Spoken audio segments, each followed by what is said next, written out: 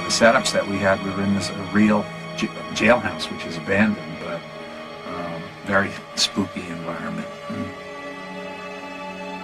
giving it a real sort of stark quality, almost a noir kind of a quality to it that matches the game.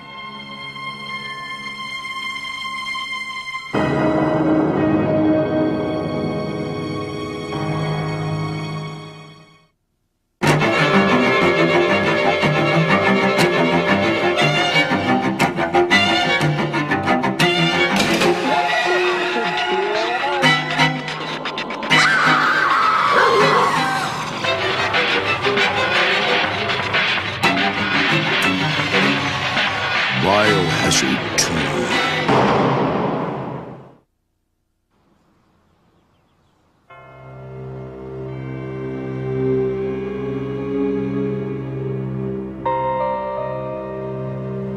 Well, what we were trying to do, this is a commercial for Biohazard 2, but we wanted it to look like a movie, so we basically wanted to produce it very much like a movie instead of like a commercial shoot.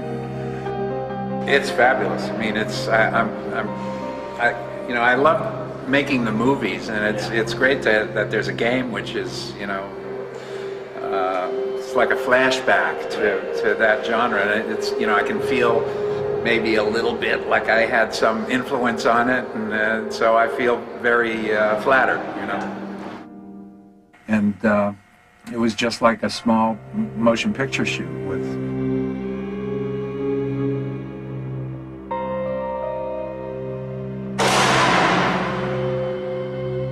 extras playing the zombies and a few people that were experienced playing the zombies, and the actors, Brad Renfro and Adriana, have experience. It was like working with a regular cast. Oh wow, yes. Some chick player, badass chick player, goes and gets to shoot all these zombies and stuff, and she's just this superhero. So, for aesthetic, just for a photographic aesthetic. And so Peter and I just talked about keeping it clean and making it look, like old Hollywood almost. And that's pretty much the way. Behind a character, in front of a character, it sometimes gets tricky lighting-wise because you want to keep it spooky, you want to keep it dark, but there's, particularly with any sort of blood effect or anything like that, you have to have enough light there so the audience knows really what's happening, but keep it spooky at the same time.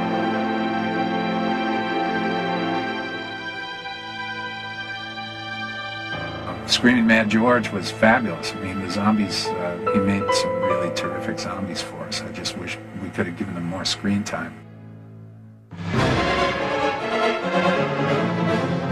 Well, now, zombie is something that is very, in a way, it's so overdone. And I usually tends to do something that is more in a surreal stage.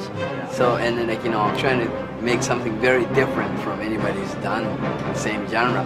But in the sense of zombie, is it very difficult to try to put something very, surrealistic imagery thing going on, because then it really cuts off from the original, point. Right, so, I just thought, okay, well, we should just make the really good zombies. You know what I mean? Instead of trying to do some different thing because they want a zombie and this is that. You're right, so, I just thought, okay, well, we should just make the really good zombies. When I grew up on horror movies, the horror movies of the 40s and early 50s, zombies were always this sort of lower, blue-collar monster, And they were just vampiric. They were hungry for human flesh or blood or both. And that's really their only motivation. They're not particularly evil. They just behave the way a herd of animals might behave, or a herd of, hyenas, or that's what you have to watch out for. I mean, they're just driven.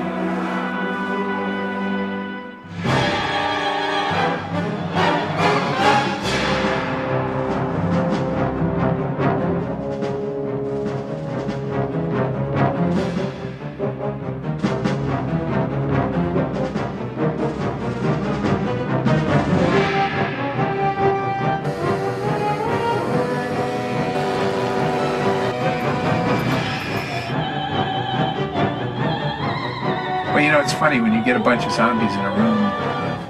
I find all the times that I've worked with zombies, if I make any physical move when I'm talking, then all of a sudden they all do. And you have 40 zombies doing exactly the same thing, which is so. I generally let them invent their own moves, you know, how they want to behave. Basically, just.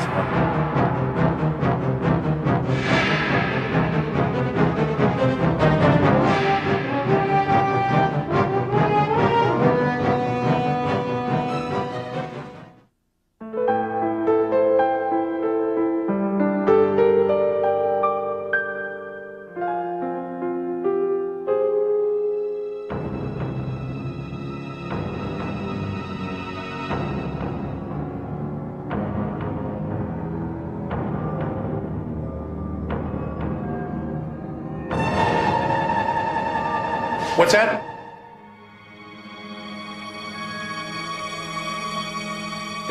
Doesn't it kind of reflect on, I kind of like it because it's a real big change. Coming from a spiritual hero to an actual literal hero. It's also very fun material, but it's good because it's a good little switch around. I don't know why, but pretty much left it up to me, you know. I might be able to handle it, I don't know. And you also like the naturality of it, you know. I mean, Brad was interested in the character, and even though it's a very short piece, he was interested in, you know, knowing how to handle the guns.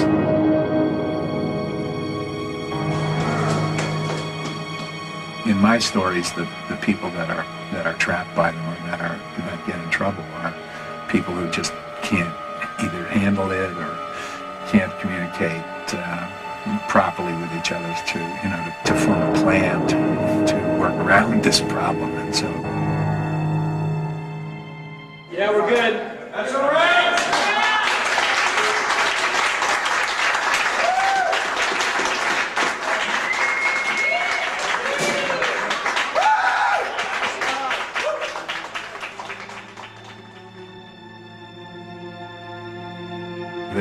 They don't have a lot of power. They move slowly. You can defeat them easily one at a time.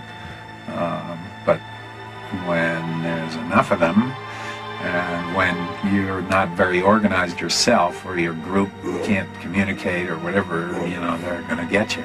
And those are thematically what I've always worked with.